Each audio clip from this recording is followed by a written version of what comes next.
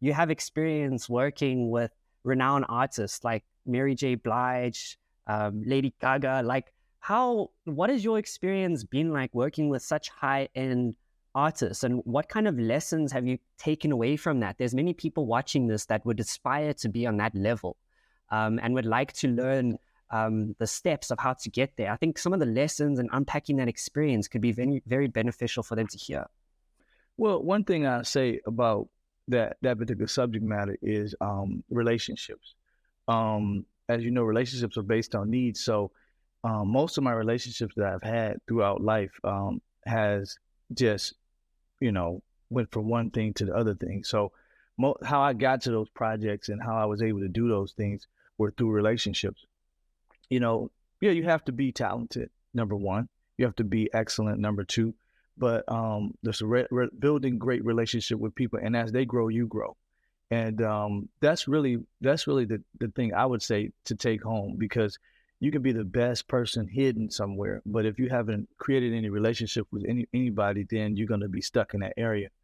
Yeah. And so on the technical side of when I look at like you asked a question about how did I really get into the music?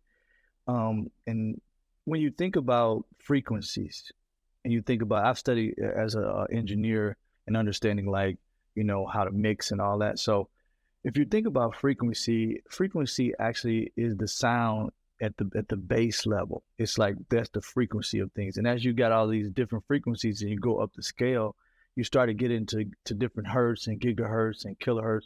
Then you get into gamma rays. And so as you get higher and higher into the frequencies, music actually turns into visual.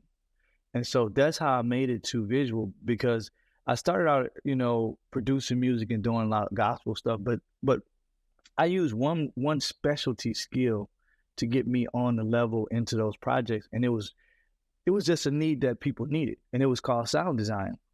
And then I had a name for that. It was like this little guy with a couple uh uh chemical canisters doing like this, and it was like the guy. It was called the FX Kid. So I had this another little cartoon thing that I did. So when I did music, I had this other thing, and then I had this for when I would do that. So it was amazing, man. So the journey been great, and so even in that, so to unpack some of the FX Kid stuff, I would create these crazy soundscapes and these visual, not visuals, but audio pieces that actually turned into visuals later. So I could hear something and see it at the same time. So I created the base for that. And I'll play, maybe I play something not now, but when you can put it in there just to show you what I mean by that. It was some shows. So what happened was I started doing shows, which is the intros for different shows. And so in the early 2000s, it wasn't a lot of visuals going on because tech was kind of just coming in, but I had this ability to create these soundscapes that gives you visuals with the sound design and intros, which I'll play something like I say for you so you can listen to it. And it was almost like a movie soundscape that builds up, and then now the whole concert start. So that's how I got into, I did sound design for Lady Gaga for her Monster Ball HBO tour. So it was like probably the biggest thing. It's like the end of her whole concert. It's like I'm gonna do these last few cities, and so I got called in. And normally what I do, I go in and I set up the structure of what I want to do in the sound design. And working with my friend Joe Wilson, he was actually the music director. Him and and Lorianne Gibson. And so they was the creative director and the music director for the whole thing. So they brought me in to do that. And I come in and I'll do that, and then I'll just leave, and then the tour goes on. So usually I'll start the tour and make sure everything is good, and then they take it on and do what they have to do. And also I did that with the Cheetah Girls too from Disney.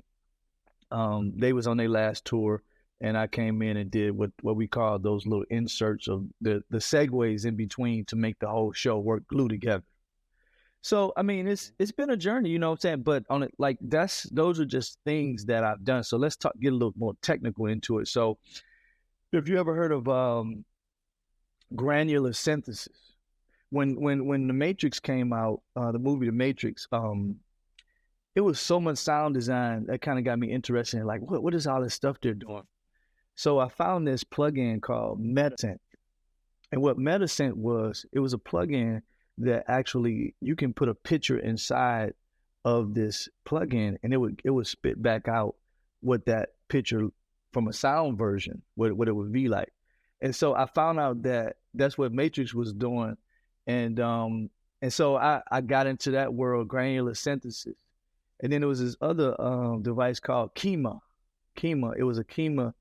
Kima was this it was a hardware piece that you can, in today's time, everything you do with computers, but in the early 2000s, it wasn't fast enough. So you had to have units. It was separate things that you had to have. So I was very interested in that. And I actually created from my hometown. My hometown is called Natchez. And so Natchez sits on the river of Mississippi River. And I went back home and I designed a sound design kit for that. And I've done a lot of work that's in the background that's been buried.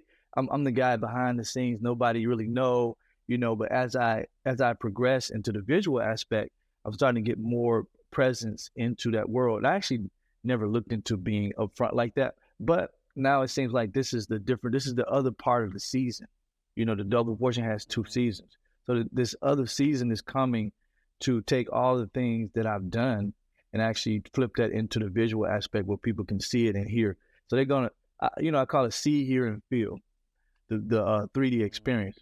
So that's kind of like that. That's kind of a breakdown of the audio side of me, which is just pop in on any question, because I got a lot of layers to it, so I can peel back the onion. Yeah.